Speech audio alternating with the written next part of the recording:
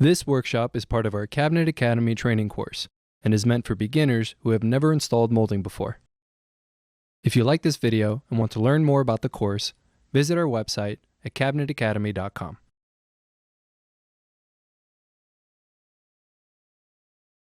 In this video series, we'll cover the basics of installing riser molding. We'll be using this model representing the tops of 3 cabinets.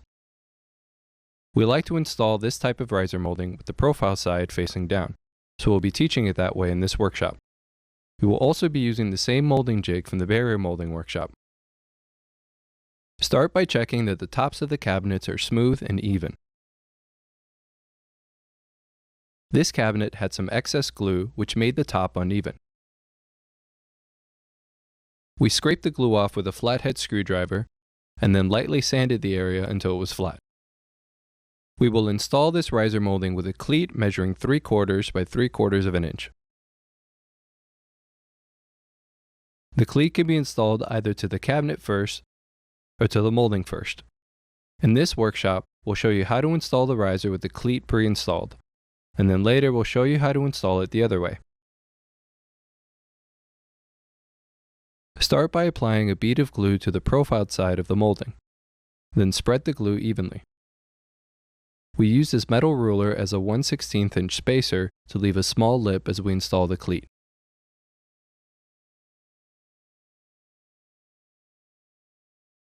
Secure the cleat to the molding using a 23 gauge pin gun.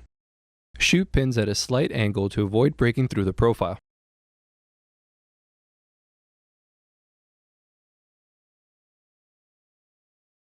Wipe away any excess glue with a damp cloth. This is a close-up of the 1/16 inch reveal when attaching the cleat. By leaving the small reveal, the molding is easier to install evenly. The cleat is attached the same way for a full 8-foot piece of molding.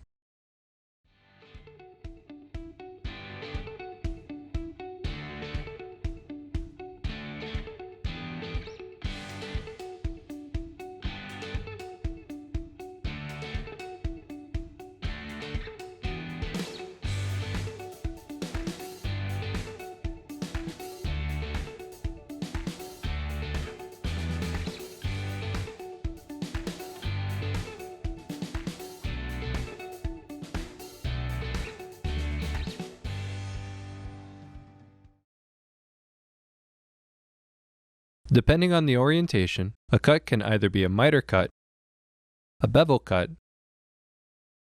or a compound cut, which is just a combination of the two.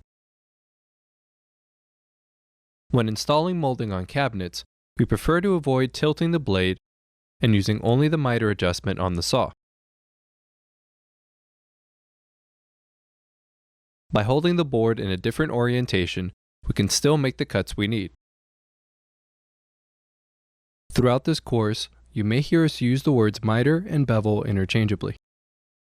The important thing to keep in mind is the angle of the joint and whether it's an inside joint or an outside joint. The molding should always be cut with the profiled side facing up. We need a way to support the molding with the cleat pre-installed. We can do this by pinning some cleats to the jig, making sure to leave a gap in the cutting area. These cleats will support the bottom of the riser molding while cutting.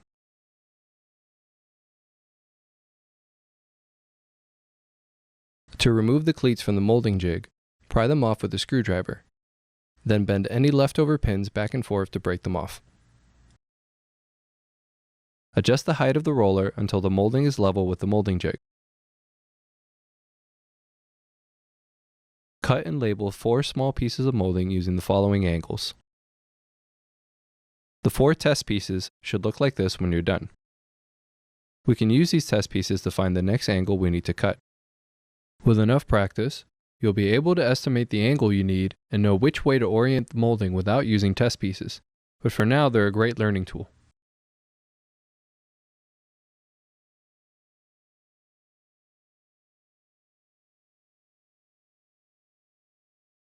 When installing any molding, it's usually best to cut the longest section first to make sure you have enough material. Start by measuring the center cabinet. Measure from the very edge of each bevel. We burned an inch here for extra accuracy. This section is 17 inches wide. Next, we need to find the angles for this piece. Use the test pieces to find the closest angle for the molding. The molding will be installed with the profiled side facing down like this. This 22.5-degree piece doesn't line up. The other 22.5-degree piece lines up with the bevel. So this is the one we should use. Remember that we're cutting the molding upside down, so for each section, the left angle should be cut first, followed by the right angle. Once you find the correct angle, hold your finger on the test piece.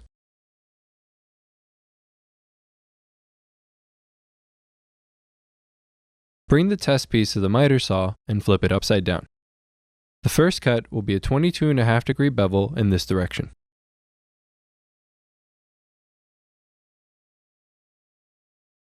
After cutting the miter on the left side of the piece, it's time to cut the right side. Find the matching angle and then hold your finger on the test piece.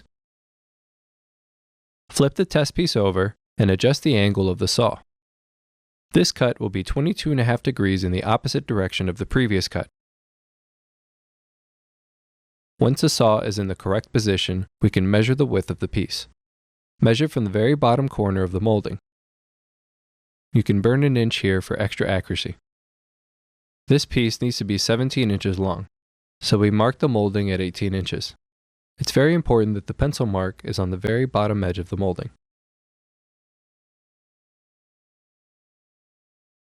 When making this cut, aim for the very tip of the pencil mark. This is especially important for small pieces. For longer pieces like this one, you can make the cut a little long and trim it down until it fits properly. Next, perform a dry fit on the cabinet, making sure the bevels on each side line up with both sides of the cabinet.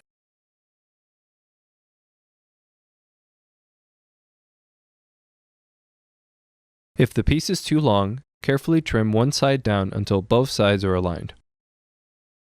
If the piece is too short, set it aside for later and cut a new section. Place a mark on the cleat about 3 inches from the end of each side. Using a 3/16 inch drill bit, drill a hole through the cleat on each side.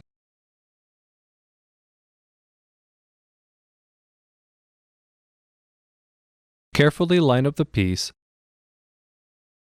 then use 1 1/4 inch 23 gauge pins to secure it to the cabinet. Using the thinner 23 gauge nails instead of the 18 gauge nails will allow us to adjust or remove the molding if necessary. Using a long square bit, drive 2 1 1/4 inch screws on each side of the molding. As a rule of thumb, drive a screw every 16 to 24 inches when attaching molding to the cabinet. And with that, we're done installing the first piece.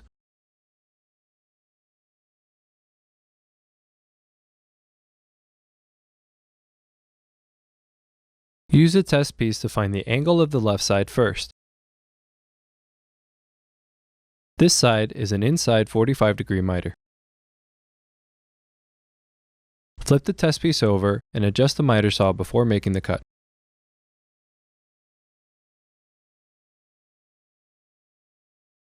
Measure from the corner to the very bottom of the molding. This piece should be 3 inches wide. Transfer this measurement to the molding. Be sure to measure from the tip of the bottom of the molding. Make a small pencil mark along the bottom of the profile. Find the angle of the right side using a test piece. This side is a 22.5-degree outside miter.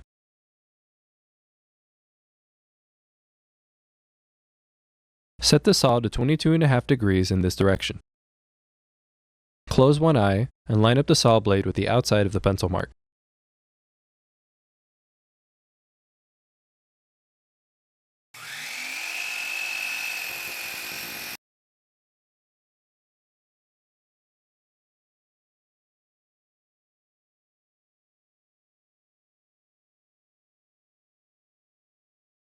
Unscrew this side of the molding so it can be adjusted slightly if needed. Perform a test fit and make sure the molding joints are aligned with the cabinet joints. Use a test piece to check the alignment of the inside miter. The joint should be snug with small or no gaps, and aligned from top to bottom.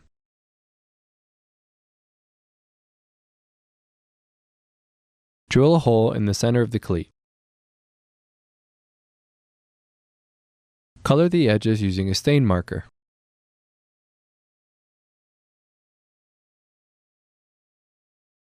Apply a bead of glue and spread evenly on both sides of the joint.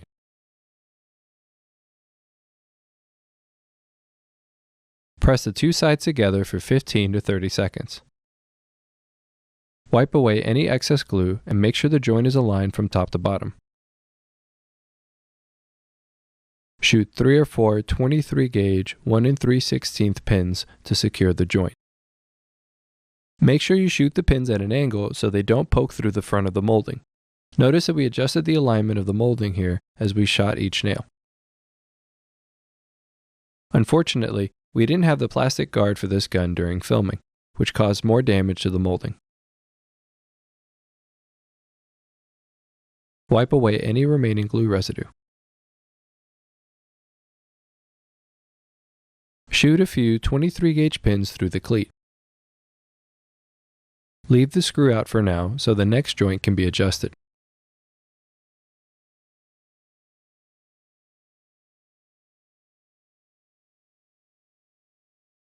Start by cutting the left angle first. This side is 0 degrees.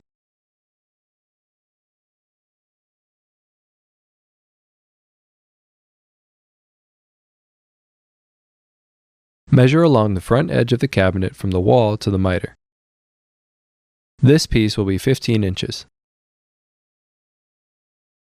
The right side is a 45-degree inside miter.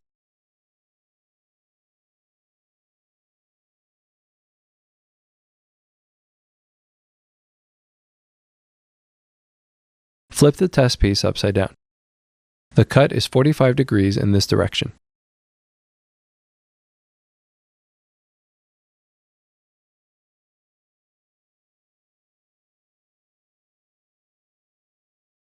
Cut the piece a little long. Perform a dry fit. Trim the piece down until you get a good fit.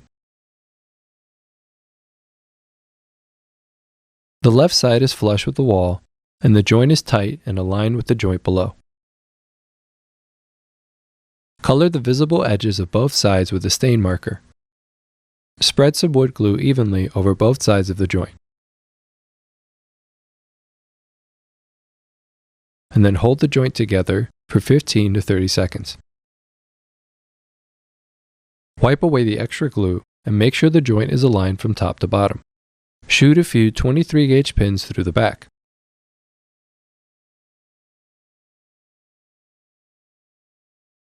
Make sure the piece is flush with the front of the cabinet before pinning the cleat down.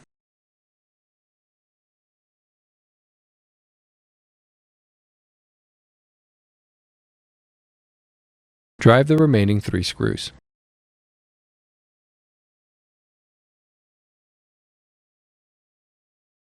Erasing the pencil marks is easier before installing.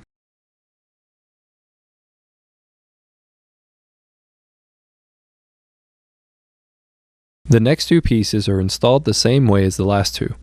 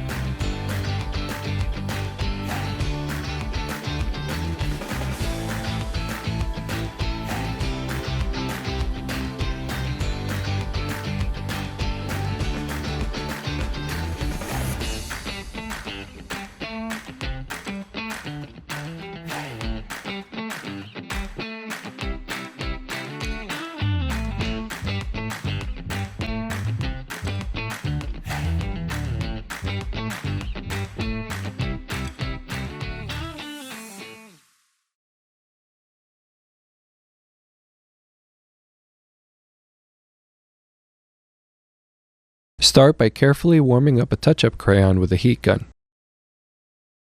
Rub the crayon into the seam and into any nail holes.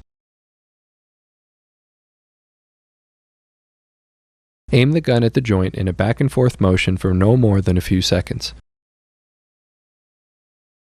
Then rub off the excess crayon with a cloth.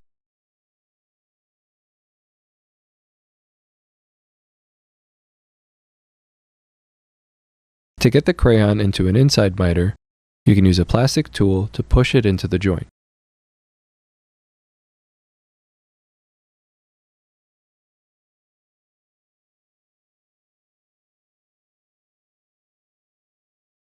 Here's what the joints look like before and after. And here's a final shot of the installation.